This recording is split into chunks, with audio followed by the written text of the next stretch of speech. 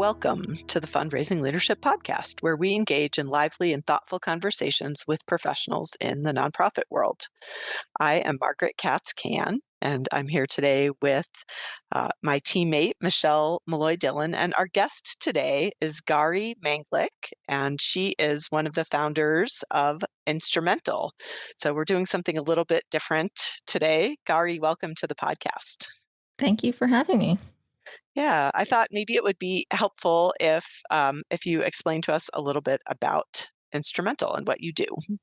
Sure. Yeah. So I run a company called Instrumentl. We serve the nonprofit market and we help nonprofits accelerate their grants process with an end-to-end grant tool. And so we help nonprofits with their prospecting and research, as well as tracking and management of their grant pipeline. I'm helping them to collaborate with their team and build reports and just have all the different pieces of your grants process in one place, so that you feel streamlined and just like more stress-free when it comes to grants. And we work with over 2,000 nonprofits today. And we find that when folks use Instrumentl, they're able to see real tangible results. And so they're able to get out 78% more applications, and they're able to actually save multiple hours each week at the same time. And so that's really gratifying for me as one of the founders to see those kinds of results from folks using Instrumentl. Yeah, I love that. And we thought that you would be a really interesting guest because not very many of our guests have this overview of 2,000 nonprofits who are all writing grant proposals and applying for money from foundations and grantors. So we, uh, we're looking forward to hearing what you see from your seat up at 2,000 feet, or Yeah, really looking right, at 2,000 exactly. grantees. Yeah, you wrote a great blog for us, Gary, called How to Take Advantage of Grant Writing Trends. And I love what Margaret's pointing out, because you do really have this 2,000-foot view of what you're noticing out there. So, what are some of the trends that you're noticing? Yeah, so there's definitely a couple trends, and what's been cool to see is how that's changed over the several years that we've been in business. Some things that people have been kind of talking about for a long time that we actually got to see put in practice in 2020, 2021. So with COVID and with the Black Lives Matter movement and a lot of push for kind of equity in the grants process, we saw that in 2020 and 2021, funders made a bunch of changes to their process to kind of respond to a urgent need that the community had. And a big question moving into 2020, later into 2022 and into 2023 is how much of that is going to stay. And so funders made a bunch of changes, like becoming more flexible in their giving. So becoming less restrictive about like how to use the funds, being more open to unrestricted grants, kind of trusting the grantee to make the determination of the best way to use the funds. And so from a kind of dynamic, that's also a very different kind of place for funders to come from, to say, I actually trust you to make these kinds of decisions, instead of being, very heavy-handed with my own, with what I think you should be spending the money towards. So that was nice to see, because of course the nonprofits are the ones doing the work. Yeah, what do you think? I mean, there's been tension there, right? For as long as there have been funders and grantees, where funders have, wanted to spend money on the things that they want to spend money on. What do you think? Like, I know this isn't exactly your field, but if you were speculating, like, Yeah. what do you think caused that shift towards a little bit more trust of grantees? Oh, I think it was definitely kind of the kind of that moment in time of being almost like held accountable to a different type of giving, because during COVID there was like a very urgent need that was like very publicly visible, and so for funders to really hold tightly to their previous way of giving would have looked badly upon them. And they would have missed the moment in terms of actually being able to create an impact at that time. And then I think with the Black Lives Matter movement, I think similarly it was like a matter of like kind of public accountability, where folks were looking at funders and wanting to see that and looking unfavorably at funders that weren't participating in that conversation. So it's certainly a view that I have. I think that when you are a funder, right, when you're participating in this sort of like marketplace, what's unique about your perspective as a funder is that you're giving out money. You have like you're not making money, you have philanthropic dollars, and that generally means that like you get to create the rules, right? Like no one's going to be able to hold you accountable because what do you care? You're giving out money. Like it's your game. So I think it was really interesting to see how that changed with the kind of the only thing that I could think of that actually would kind of incentivize behavior change with the funder within the funder ecosystem is actually like public awareness and accountability. Yeah, there was such disruption that it sort of upended everything. And it's so interesting to get your viewpoint of, in that disruption, what was created in the immediate aftermath. Yeah. And what was interesting is when we started Instrumentl many years ago, we actually initially explored the idea of creating a more of a direct connection between funders and grantees. And we interviewed dozens, maybe even 100 funders, and we kind of pitched them an idea for how to have the funds be given more efficiently and effectively. And we thought for sure funders would be so excited about this. And we were going to be solving a problem for them. And we realized that is actually not their problem. They don't really think about their problem as giving away their funds more effectively or efficiently. That's a problem that you would think from the outside, but if you actually get to know the people inside the organization, like that's not no one's going to get, well, what I like to say is, and how there's real accountability is that nobody's going to get fired at a funding institute if they like gave their money away a bit inefficiently or a bit, to like a grantee that maybe wasn't the ideal one. Like no one's job is on the line. So that was like a real eye opener. And so that learning kind of happened a couple of years ago. And so it was interesting to see some of those things that we were hoping to see kind of come into play in the past couple of years. And I wonder, it sounds like there are a lot of things at play. And I think you're sort of naming this, public expectation that funders would respond. But the other thing that strikes me that's sort of interesting as we think about, COVID, pandemic relief funding, Black Lives Matters funding, like it's new, right? I mean, the foundations didn't have time to know how to fund in a pandemic, right? Like they didn't, they just had to like do something. And so maybe trust had to be created because, they were like, okay, people on the ground, tell us, what do we need to do? And which is a pretty big shift. So, Yeah, for sure. There was like no way for the funder to be an expert because everything was just happening in real time. Yeah. So some gifts of that, it sounds like. And you have some numbers, which I'm curious. A lot of foundations and funders are actually going to stay in that space of a little bit more responsive, a little bit more unrestricted, right? Yeah, actually most funders have said that they will sustain their changes that they made in 2020 and 2021 to both their reporting process and their application process. Only a very small minority said that they would not sustain any changes or that they were undecided. So that's really amazing to see. And then this kind of same thing goes when it just generally comes for giving out more unrestricted grants. Most funders have said like over 50%, so 65% have said that they are going to continue with their focus on funding unrestricted grants. Yeah, and you mentioned too in your article that with these unrestricted grants, foundations are increasingly concerned about funding things unintentionally, right? And funding extremists or hate groups and things like that, and how that can be a problem with this, and how there's more awareness around that. So tell us a little bit about what you're discovering around that. Yeah, I think that that's just definitely something that folks are becoming more aware of. I guess it's a nonprofit can mean a lot of different things. You can register as a nonprofit and technically have that designation. And as a donor and as a funder, just you can maybe ascribe too much positive value to that. But really, I mean, a nonprofit can be doing a lot of different things in terms of its programs. And so, it's actually something that Instrumentl faces as well, is that sometimes we'll have organizations come to us and we don't monitor every single organization. We don't like do a deep dive into it. And so we're also trying to develop a set of guidelines on our end for the organizations that we work with and support. But yeah, it seems like there's just generally more awareness around that, especially with a lot of gifts being sent through like donor advised funds. It's like a bit less of a transparent process. So there's definitely more kind of conversation about how to mitigate that. Yeah, yeah, yeah.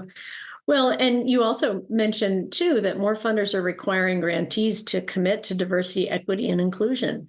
And yet there's not a lot of DEI structures in place in a lot of organizations that you're noticing. And I found that so fascinating too. It's like this is yet another disruption, right? There's demand for this, and yet the structure doesn't exist yet. So people are adapting in the moment. Yeah. Yeah, for sure. And I think that it's like a nuanced topic. I feel like it's obviously really great that's part of the conversation, and would also want to make sure that funders are being held accountable to having that same kind of DEI standards internally, and also I think there needs to be some sort of conversation about you know like especially for a small organization, right? Like there's only so much a small organization can do, and so I think from a funder's perspective, I hope that they adjust their expectations based on the size of the organization and where they're at.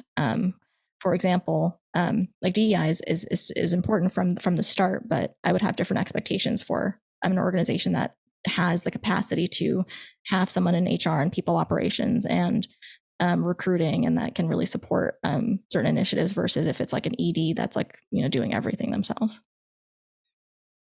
Yeah. Do you have any sense for, I mean, obviously it's more at this point than just share your non-discrimination policy. What are funders asking for DEI work? Like, are there some blanket questions or what are you seeing? Yeah, it seems like there's two components. One is around the like team of at the nonprofit, as well as like the nonprofit board, being comprised of a diverse set of individuals with different perspectives. And then the second is making sure that you are keeping in mind this perspective of DEI when designing your programs and thinking about who your programs are going to serve, and kind of baking that into the that's just like the overall design of the program. So maybe applications are asking much more specifically, how are your programs designed through this lens or those kinds of questions?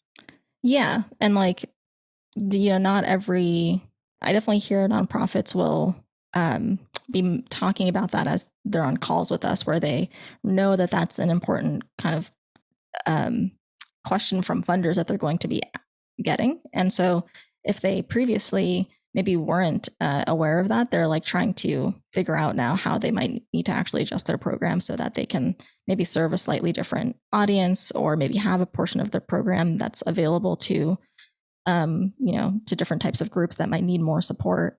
So it's definitely actually, I think, changing the way that nonprofits are operating their programs. Yeah, there's such a unique view you have on all of this overall, because you've really been able to witness the trends before the pandemic, during the pandemic, and now I hear you sort of seeing that there's this other tipping point with things that are emerging as whatever the new normal might be post pandemic within this grant writing world. And what are some of these? What are some of the upcoming trends that you sort of see on the horizon that you see coming in the future? Yeah. I mean, overall, foundation funding and corporate giving it's continuing to increase, which is really exciting. Foundation funding has been increasing every year for the past decade almost. So that's been a great trend to see. And in 2020, more grant money was awarded to more nonprofits than ever before. So from an overall kind of strategy perspective, grants do seem like they should be considered as a potential, important source of income for an organization that's grant ready. I think that some clear trends in terms of like priority areas for the grant space in terms of trends is climate change, and that's a big priority that funders are talking about. We were just talking about before our call how our respective areas have been heating up. It's definitely like it's the talk of the town right now, and I think that funders are aware of that. There's still, I think, more that can be done there in terms of like percentage of grants that are awarded to that issue, but it's something that they mention as being important to them. Mm-hmm. And then something that's not necessarily a trend yet, but it could be. It's just something to look out for. When we went into COVID at the beginning, there was a question of how this would impact foundation funding and general grant funding, and we ended up seeing that it just continued to grow. But of course, like a big part of that is that the market did really well during that time, and so there's definitely something to keep your eye on. Is how foundation and corporations can continue to give if the market doesn't continue to do as well. So are they going to be just giving out less, fewer grants, lesser dollar amounts, maybe, being a bit more restrictive in what they're funding again? I haven't seen that directly yet, but it's something to keep your eye on. Yeah. Yeah. As you're, talking, I just have this curiosity of this marriage. Most of our guests work a little, I don't even know how I want to say this. We don't see very often this marriage of love of nonprofits with technology. And I'm just so curious, what was your path and your passion that helped you found this company? Yeah, it was an interesting journey. I come from more of like the product and technology space. I like started a company out of college. I studied computer science. We worked on that for a couple of years. We went through an acquisition with Airbnb. I moved out west, and worked at Airbnb with some of the best product design and engineering talent, and really helped to build their product there. And my first company was in consumer mobile, so it was like basically building apps for individuals, helping them to. My first company was helped. I can't even say it. I'm so used to pitching Instrumentl. Helped people figure out where to go based on where their friends have been in the past, and so that was like there was a consumer mobile heyday in New York when I was working on that, and then really what happened was that I met my two co-founders, but I've always been like a startup, tech startup junkie. Like I was looking for my next thing to build, and I met my now wife, Angela, just kind of personally. She and another co-founder, Catherine, were thinking about how to solve this problem of funding, initially in the academic research world, and then soon after in the nonprofit and the philanthropic world. And they had seen both worlds. They had been academic researchers writing for grants. Angela had been a funder giving away grants. They both worked at nonprofits writing grants, and they just felt so frustrated with the process, and they felt like this is super inefficient. There has to be a better way. And they were familiar with the handful of tools that were out there, both on the research side and on the nonprofit side. And they felt like there had to be something better. And so I joined them initially as an advisor because they were starting their first tech company ever, and just was really struck by how much I didn't see like the same level of like product and customer obsession that I was seeing in like Airbnb, and like that I was seeing in my other previous like tech experiences. And I felt like it would be really fun and interesting to take a lot of those learnings into the nonprofit space, both from an opportunity standpoint, like there seemed to be a clear pain point from the conversations we were having with folks, and then also from a mission standpoint, right? To actually be able to serve customers that if they were successful using your product, they would be doing good for the world. And like that's what drives me today. It's this idea that we could be like a force multiplier on the space by really building on this muscle of creating like great product experiences. Yeah. What was the pain point? Like, if you had to sum up, it sounds like there were multiple pain points, but like, The initial pain point, there's been several like related, and like the very initial pain point was came from Angela seeing a researcher at a science happy hour who was not going to be able to graduate because she needed like $2,000 more on like some sort of fancy microscope. Um, and Angela was so frustrated by the fact that like she was held back from like important climate change research, actually, that Angela set up a crowdfunding website for this woman. Her name was Alexis, and just wanted to solve that problem of like getting this woman funding. And then I think later when we shifted more into grants, the specific pain point was just like how long it takes to find a good fit funder or a good fit opportunity. And one of the ways we knew that it was an interesting problem to solve is I remember we put out like a Facebook post when we were thinking about it. And we just asked people, we were like, hey, like if we helped you find, grants, if we connected you to like your, top 5 grants, would that be interesting? And we got like hundreds of posts being like, can you please help me do that? And yeah. so it's you help connect people who have a special or esoteric sort of, or more general, I guess, but you help connect them with funders who have these as their stated interest areas. That's one of the things that Instrumental does. Yeah. So when a nonprofit today will like fill out different, we call them projects. They're essentially like they map to your ongoing program areas at a nonprofit.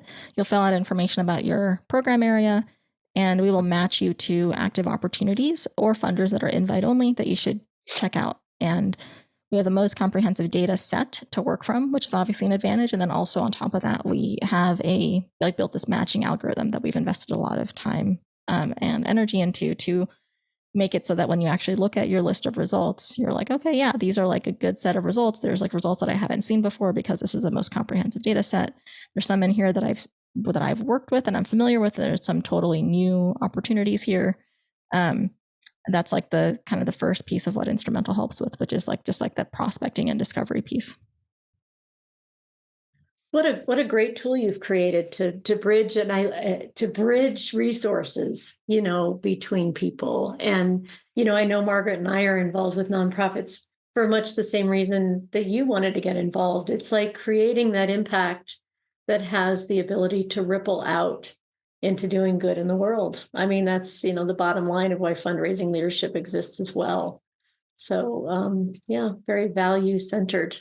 Totally. Yeah. Yeah. Yeah. I love there's a section, the last part of your blog, which is the mistakes.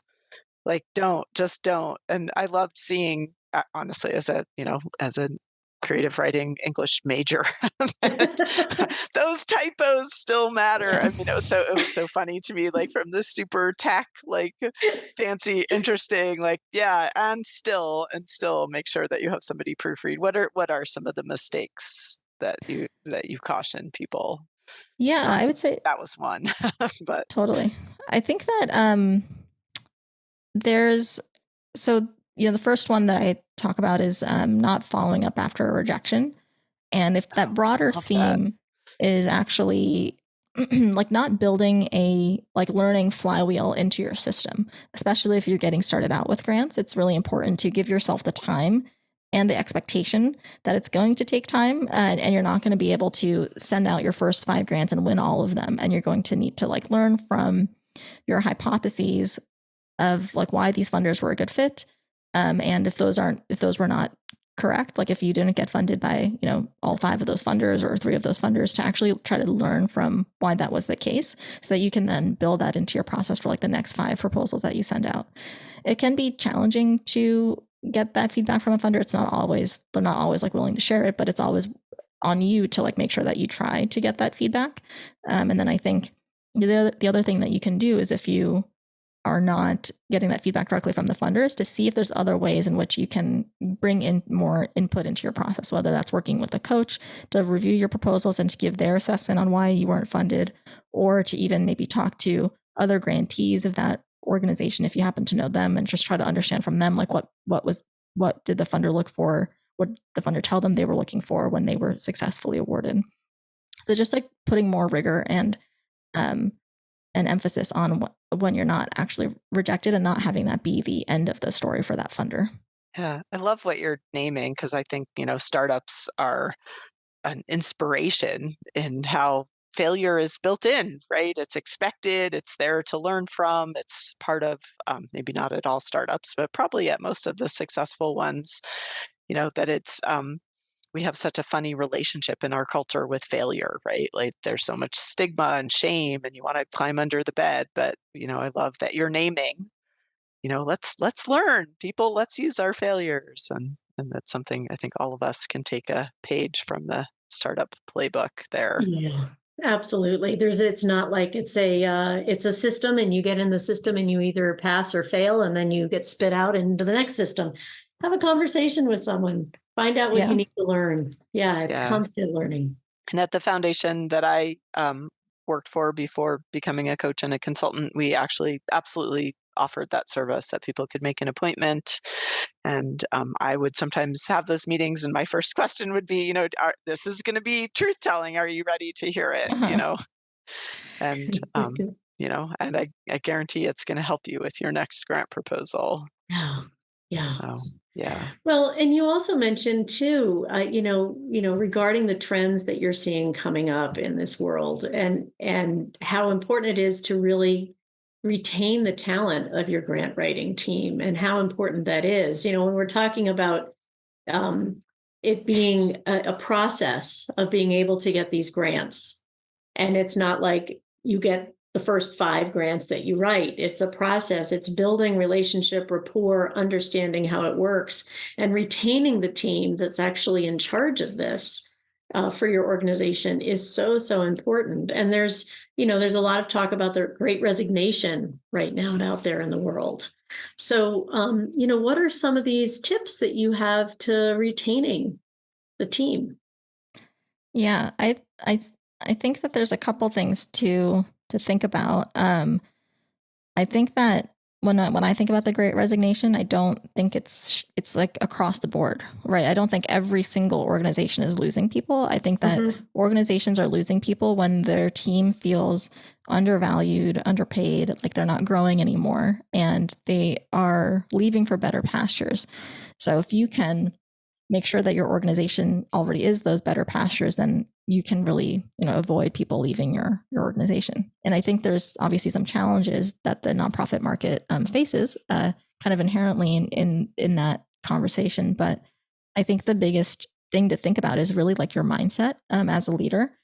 I think sometimes nonprofit leaders can I guess there's two things. One, overemphasize the sacrifice that they expect their team to make for the sake of the mission.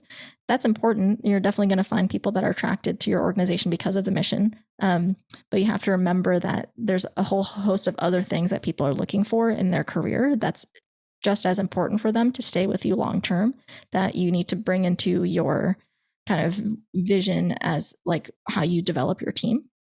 Um, and then the other piece is that sometimes I see or hear that like leaders, nonprofit leaders, they just kind of, because there's such a high turnover rate in the nonprofit space, they can kind of just accept that and just say like, okay, yeah, like it's why invest, because this person's only going to stay for like a year or two. And my advice is to actually not accept that as the de facto state for your organization. I think there are definitely organizations that have great retention, long retention, but you have to be a leader that it like values retention and actually sees the true cost of retention over time. When you have somebody that's been with your organization for like 2+ years, what that person is going to be able to do for you is like vastly different than somebody that's in their first year. And if you never get your team to that place at your organization, you're really missing out on a lot of wins for your team and for being able to actually move your mission forward. And then for grant writers in particular, I feel like there's a lot of grant writers will feel like they are undervalued, they're under resourced, they're kind of expected to make miracles happen. And one of the things that I'm sure you two have opinions on and thought about more than I have, but I one of the things that I always think about is how much it would be helpful to actually reward your fundraising teams and in particular grant writing teams with some sort of financial incentive if you were to actually win a grant, not like a cut from the grant, but to actually say like, hey, like you were instrumental in bringing in like $100,000 more for this organization. And we like recognize that, you know, your hard work and you're actually, you know, probably underpaid. What's a way in which that we could have you know that we like see your hard work and reward you? Maybe it's like a, you know, a bonus for winning the grant or something like that. It feels like that kind of stuff feels like taboo to talk about. But I think that it's worth checking in and understanding why that is, and if that really makes sense for it to be taboo. Yeah, those are we good at questions. Fundraising Leadership, we work a lot with leaders to have those kind of brave conversations with people, and to understand what might help motivate them, what might help them stick around, what, you know, pain points they really have, and create those brave conversations for the sake of retention and for the sake of a great team that's really working well together, and getting the work done. And we've actually written an ebook about it called Managing for Retention. We'll share it in the show notes here. It's a free ebook that you can download with some tips from the fundraising leadership side of things. And you know, what tips might you have, Gauri, in this realm for our listeners? Yeah, I would say that one of the things that we do at Instrumentl that works well is to really be advocates of external professional development. We are a small team, so we're like 25 people, and many people are reporting to folks that may not be an expert in their respective domain. And instead of accepting that, and instead of realizing that those folks still need to be able to grow and they need somebody who can really provide guidance on a very like domain specific level, we actually will then allow or like be open to folks like being connected to an external coach or a mentor or taking classes or whatever. But we actually tend to go more in the direction of actually having like a coach that you're paired with that you could meet with every 2 weeks or every month or whatever cadence makes sense for you, so that there's like some supplementary kind of learning and growing that's happening if the actual team is like too small to provide that. Yeah. Well, we love that because we do coaching for lots of people in a Yes. similar situation. Yeah. So yeah, go out and get a coach. That's right. When you work at a large company, there's like, or a large organization, there's like lots of peer learning, there's lots of experts that you can learn from, but that just doesn't exist when you're at a smaller organization. So yeah, it's helpful to supplement that with an external coach. Yeah. Yeah. And we see in nonprofits so much where people, they're good at fundraising and now suddenly they're in a leadership role and they don't, they need some support learning how to also be a leader in addition, right? It's almost the opposite. Like they are very familiar with the domain, right? And the expertise, but they need some support being good leaders and keeping their teams together. Totally. So yeah, good. Well, I'm probably should have asked this ahead of time, but we're happy to put some sort of code or a way for people to find you from the show Sure. notes. Yeah, well, I can share a code and a special link to add in the show notes, and folks can, if you're interested in grants and or you already have a grants process, you can check out our website. It's instrument and then the letter L.com. We have a 14-day free trial where you can explore. At the very least, you'll come away with some good funding opportunities for you to pursue if you decide to not move forward with a platform after 14 days. And then if you do decide to move forward, then we have that code that you can use to get a bit of a discount. And even if you're not ready for grants or you're not quite sure about it and you want to just learn, our blog has a ton of free resources and events that we hold, webinars that we hold almost every week now or every 2 weeks now, where we have different experts come in and share their learnings. And so it's just instrumentl.com/blog that you can check out. Great. Thank you so much, Gauri. It's been wonderful having you as a guest, and you're just a library of information about what's going on out there and the trends that you're Yes. seeing. Which is better than being a fountain of information, I'm told. So thank you. Well, thank you for having me. Thanks so much. This podcast is brought to you by Fundraising Leadership. We provide unique coaching and training programs that powerfully transform how you work in order to get results. Please subscribe if you haven't already, and you can find us wherever you listen to podcasts. If you're enjoying the show, you can help us continue to bring thoughtful content with a monthly or annual contribution. This supports our production costs and keeps the show ad-free. Make a contribution today using the link in the show notes. Now go put it into practice.